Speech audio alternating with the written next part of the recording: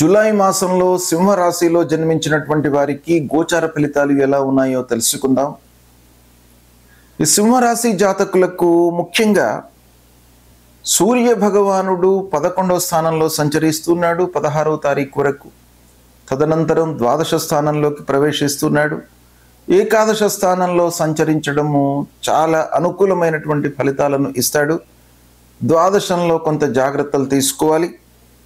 ఇక అంగారకుడు జన్మ ద్వితీయ స్థానాలలో సంచరిస్తున్నాడు, ప్రతికూలంగా ఉన్నాడు. బుధుడు ద్వాదశ స్థానంలో కొంత అనుకూలంగా ఉన్నాడు. గురువు ఏకాదశ స్థానంలో అనుకూలంగా ఉన్నాడు.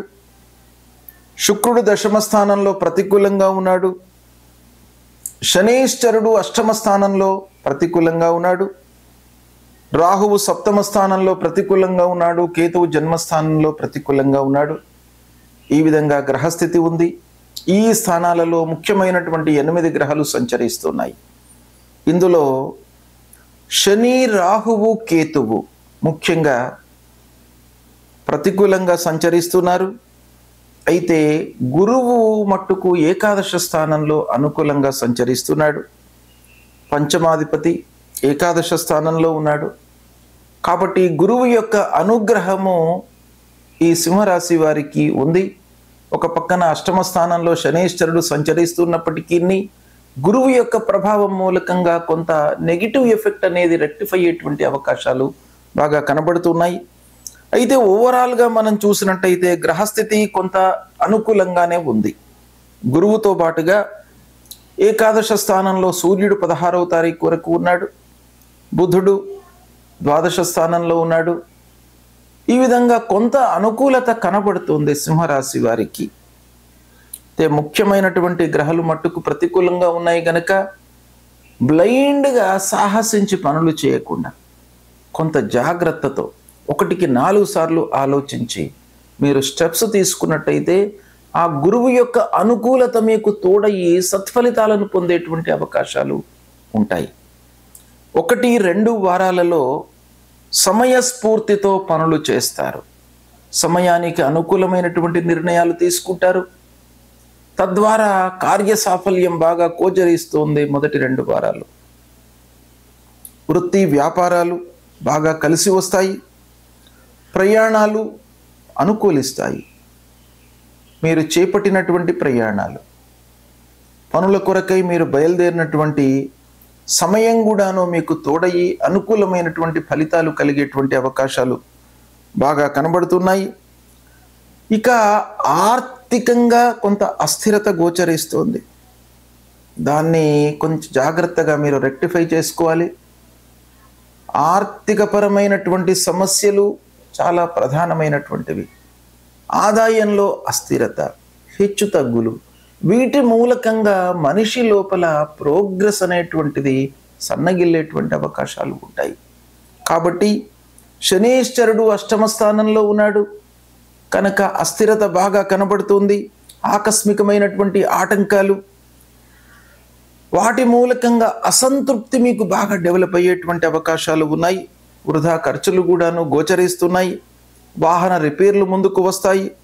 ఇంటి మరమ్మతులు, అనవసరమైనటువంటి పనులు, ఫోర్స్డ్గా మనము చేయవలసినటువంటి ఆగత్యము ఏర్పడుతుంది. భూ తగాదాలు ముందుకు వస్తాయి. అన్నదమ్ములతో వివాదాలు, మధ్యవర్తిత్వం వహించడం మూలకంగా ఆర్థికపరమైనటువంటి సమస్యలలో మీరు చిక్కుకునేటువంటి అవకాశాలు బాగా కనబడుతున్నాయి. కనుక వివాదాలకు దూరంగా ఉండడం మంచిది.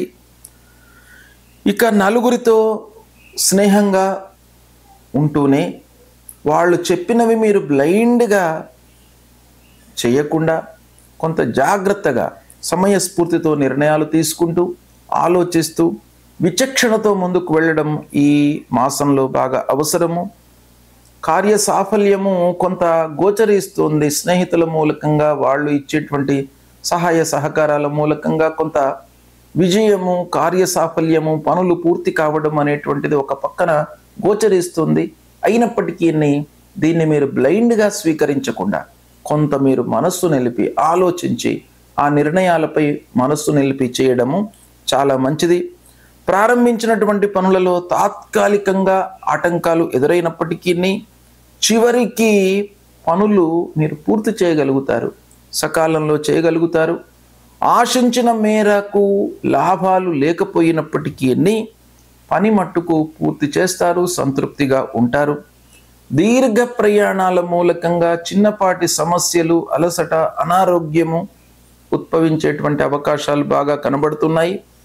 కనుక ఆరోగ్యానికి విలువ ఇవ్వండి, ఆరోగ్యంపై మనస్సు నిలపండి. శారీరక మానసిక ఇబ్బందులు తలెత్తేటువంటి అవకాశాలు ఉన్నాయి. వ్యాపారస్తులకు పార్ట్నర్స్తో ఇబ్బందులు ఒక పక్కన గోచరిస్తున్నాయి.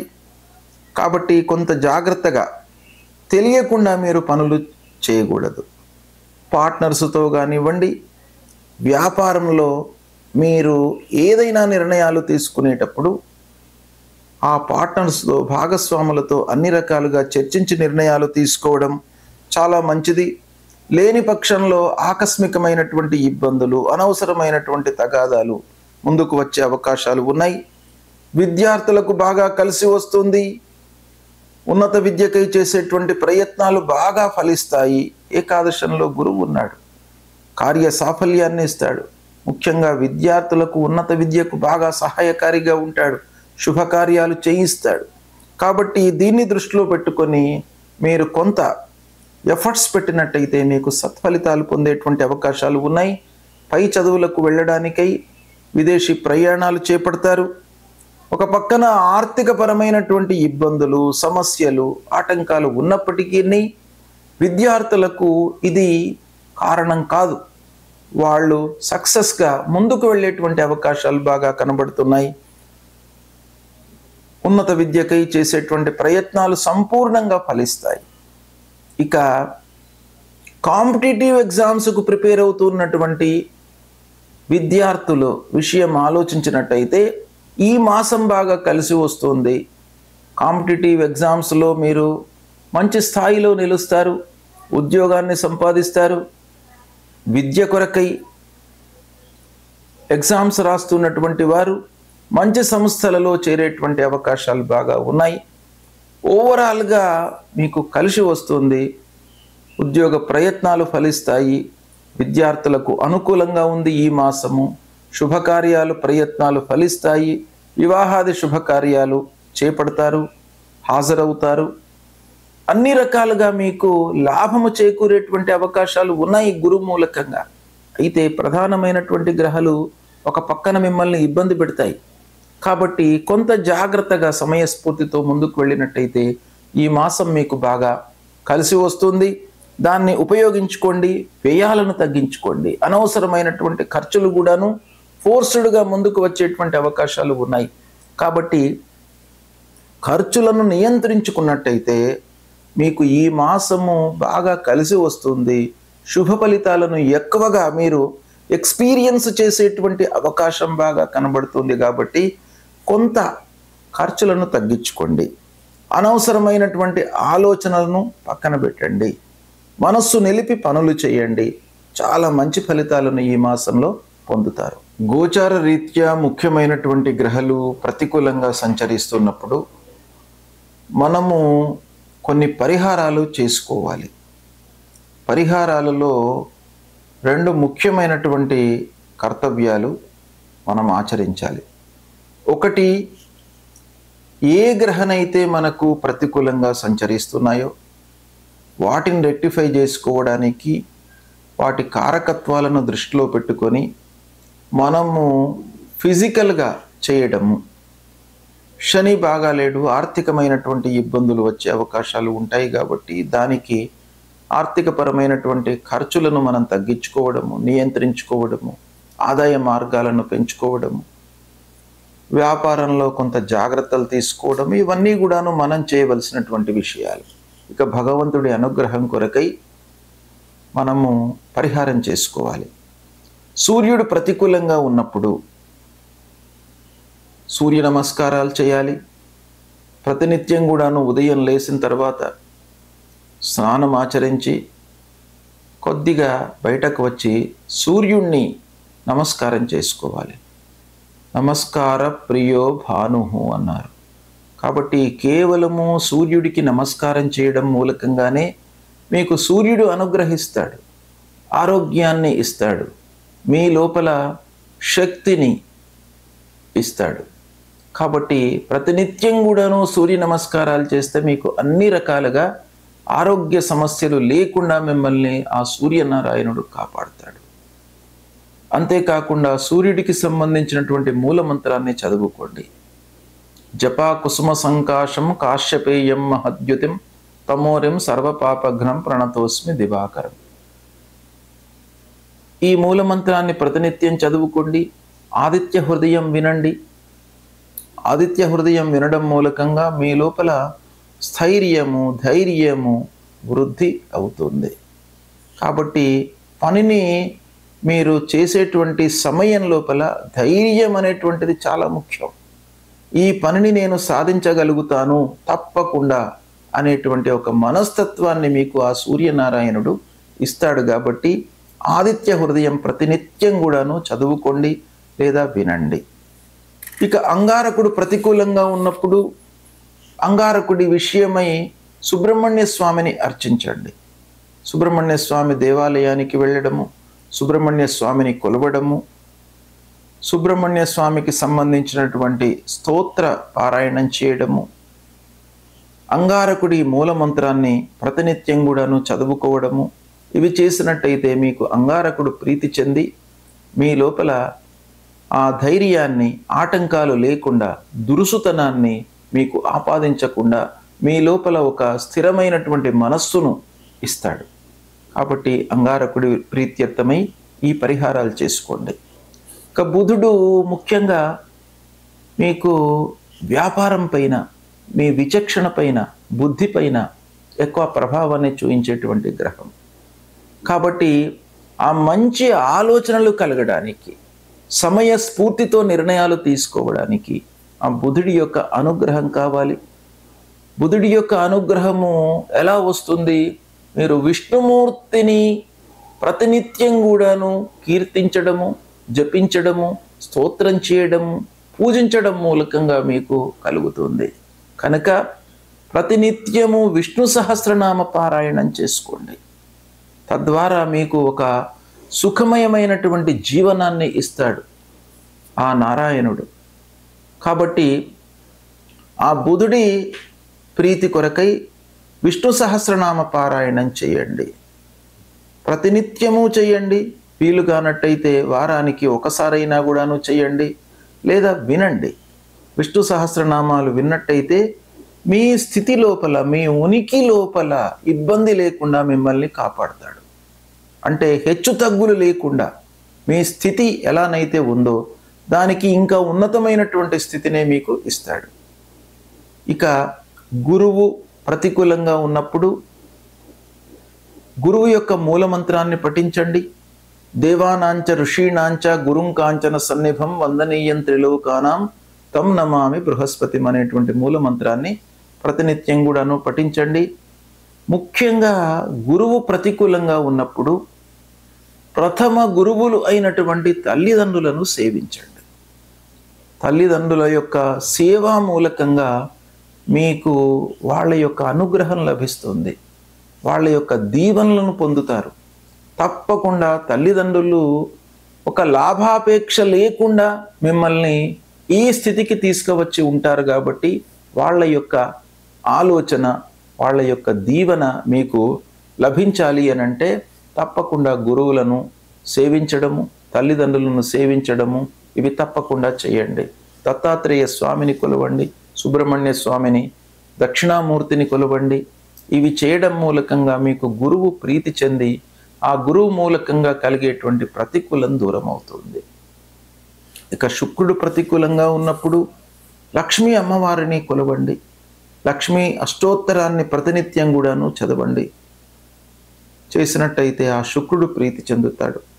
ఇక శనీశ్వరుడు ప్రతికూలంగా ఉన్నప్పుడు శని నిమిత్తమై శనికి సంబంధించినటువంటి మూలమంత్రం నీలాంజన సమాభాసం రవిపుత్రం యమాగ్రజం ఛాయా మార్తాండ సంభూతం తం నమామి శనైశ్చరం అనేటువంటి మూలమంత్రాన్ని ప్రతినిత్యం కూడాను చదవండి. శనికి సంబంధించినటువంటి స్తోత్రాన్ని కూడాను పారాయణం చేసుకోండి. హనుమాన్ చాలీసా పారాయణం చేయండి. తప్పకుండా మీ లోపల భయాందోళనలకు గురి కాకుండా ఆంజనేయ స్వామి అభయము మీకు ఇస్తాడు. ఆ అభయాంజనేయ స్వామి మిమ్మల్ని రక్షిస్తాడు. భయాందోళనకు గురి కాకుండా మిమ్మల్ని చూస్తాడు. కాబట్టి హనుమాన్ చాలీసా చదవండి. శనికి సంబంధించినటువంటి మూల మంత్రాన్ని చదవండి.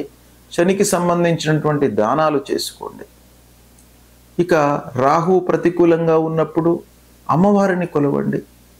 దుర్గామాత మీ లోపల ఒక స్థిరమైనటువంటి ఆలోచనలు, భయము లేకుండా, దుఃఖము కలగకుండా, ఒక అసహనము లేకుండా, అధైర్యముకి లోను కాకుండా మిమ్మల్ని అమ్మవారు కాపాడుతారు. కాబట్టి అమ్మవారి దేవాలయానికి వెళ్ళండి. అమ్మవారిని ప్రతినిత్యం కూడాను పూజించండి. రాహువుకు సంబంధించినటువంటి మూల మంత్రాన్ని ప్రతినిత్యము పఠించండి. ఇక కేతువు ప్రతికూలంగా ఉన్నప్పుడు గణపతిని స్మరించండి. గణపతి దేవాలయానికి వెళ్ళండి. ఆ విఘ్నేశ్వరుణ్ణి కొలిచినట్టయితే ఆటంకాలు లేకుండా మీరు ప్రారంభించినటువంటి పనులను సమయం లోపల పూర్తి చేసేటువంటి ఒక మనస్తత్వాన్ని, పరిస్థితిని క్రియేట్ చేస్తాడు. కాబట్టి కేతువు ప్రతికూలంగా ఉన్నప్పుడు విఘ్నేశ్వరుణ్ణి పూజించండి.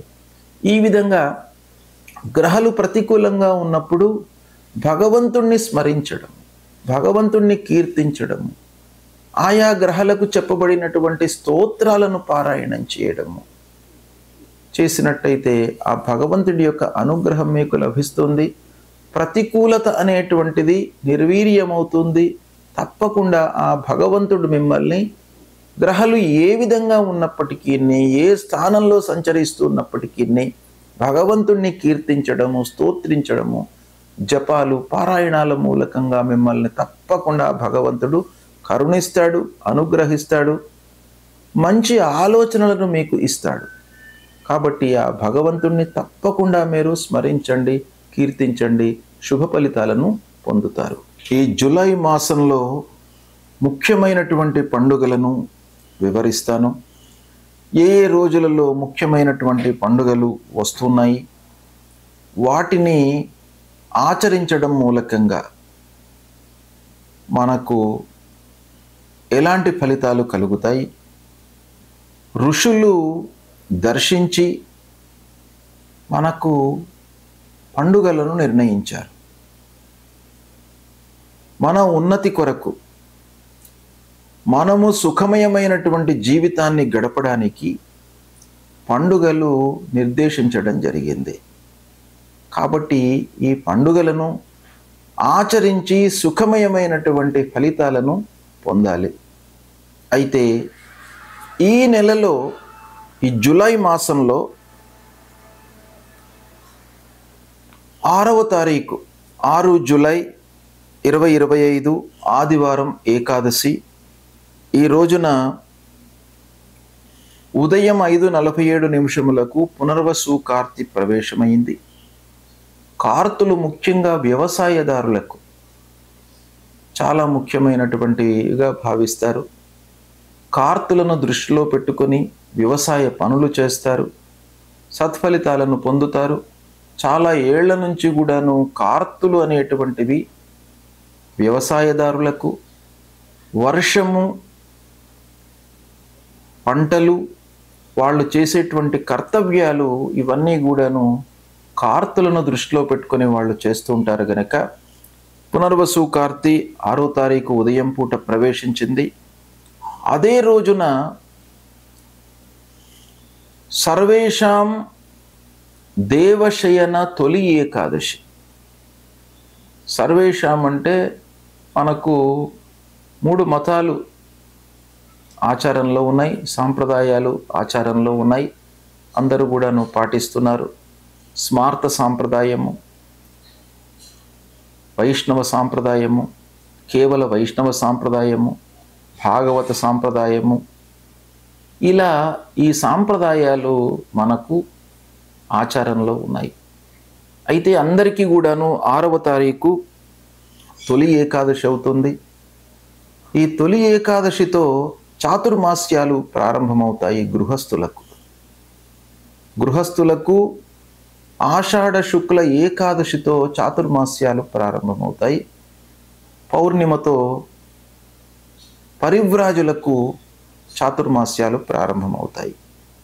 అయితే ఈ చాతుర్మాస్యము అనేటువంటిది ఒక దీక్ష. ఈ 4 మాసాలు దీక్షలో ఉంటారు గృహస్థులు.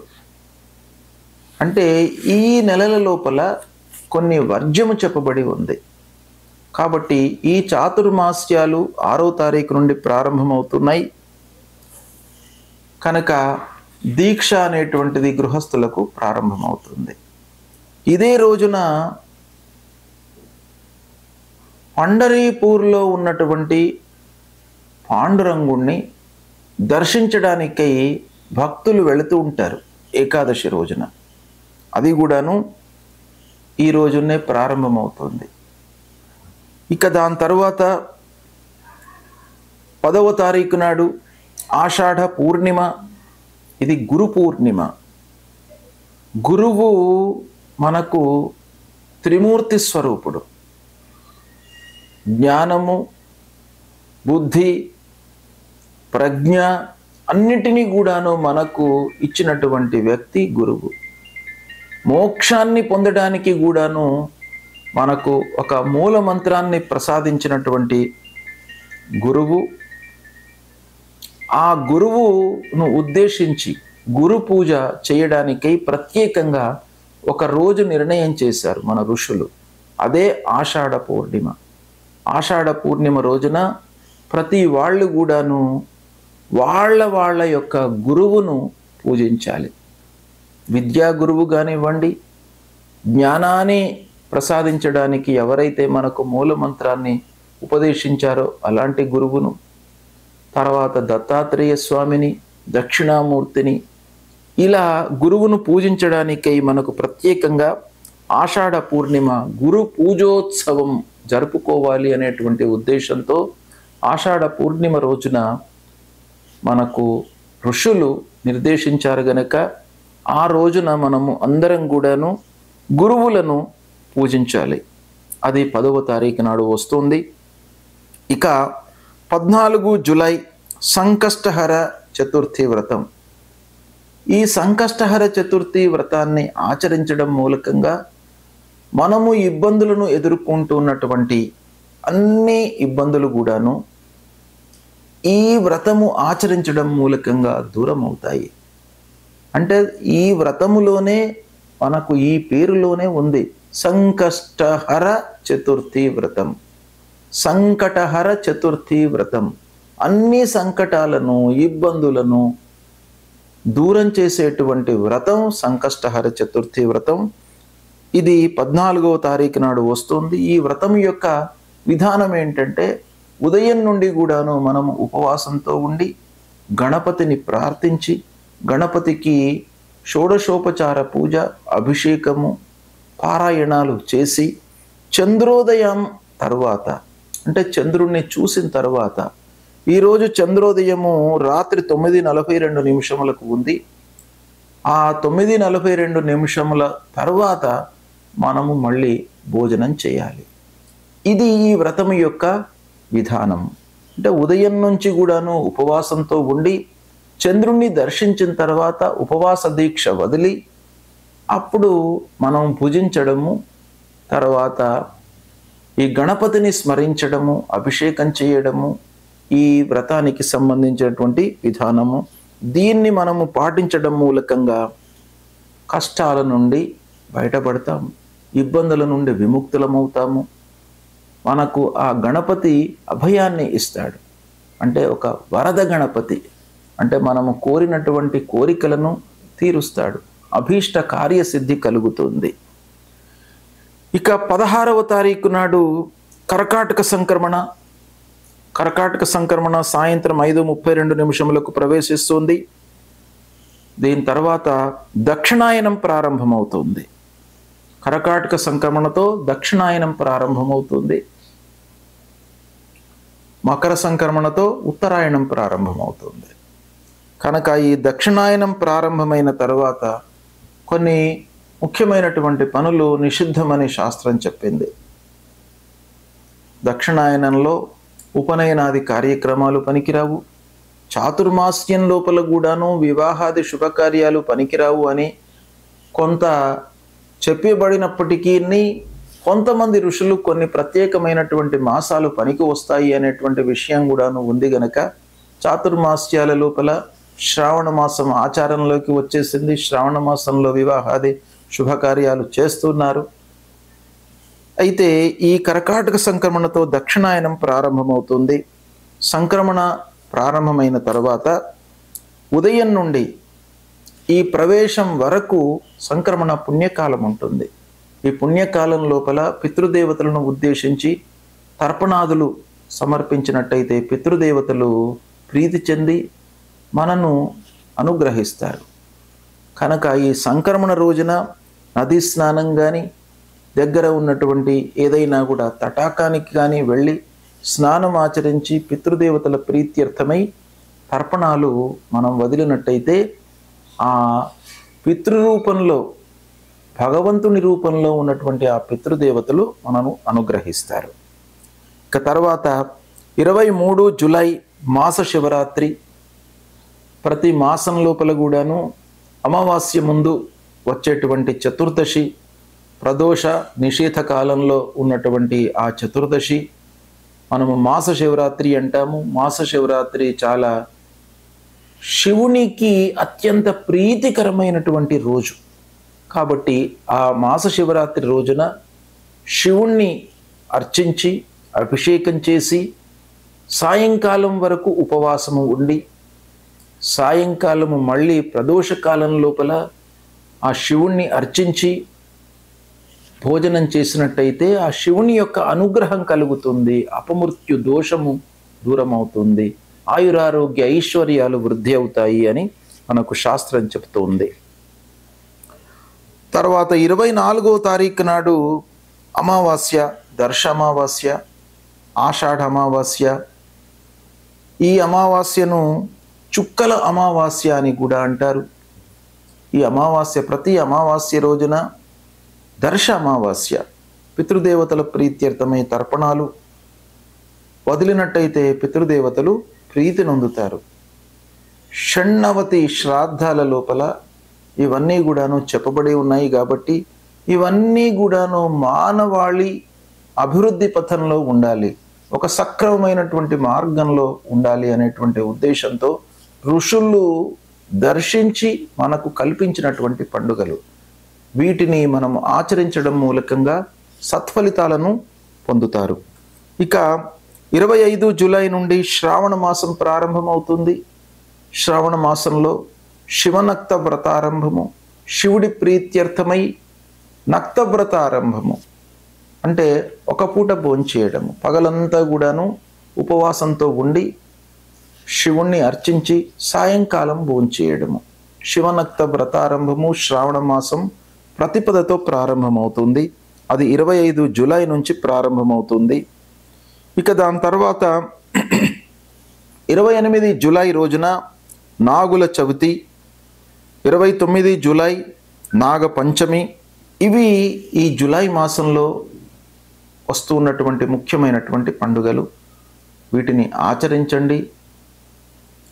శాస్త్రంలో చెప్పిన విధానంతో వ్రతాన్ని, సంక్రమణలను, పండుగలను ఆచరించి సత్ఫలితాలను పొంది సుఖమయమైనటువంటి జీవితాన్ని పొందడానికి అవకాశం ఉంటుంది కాబట్టి వీటిని దృష్టిలో పెట్టుకొని ఆచరించండి.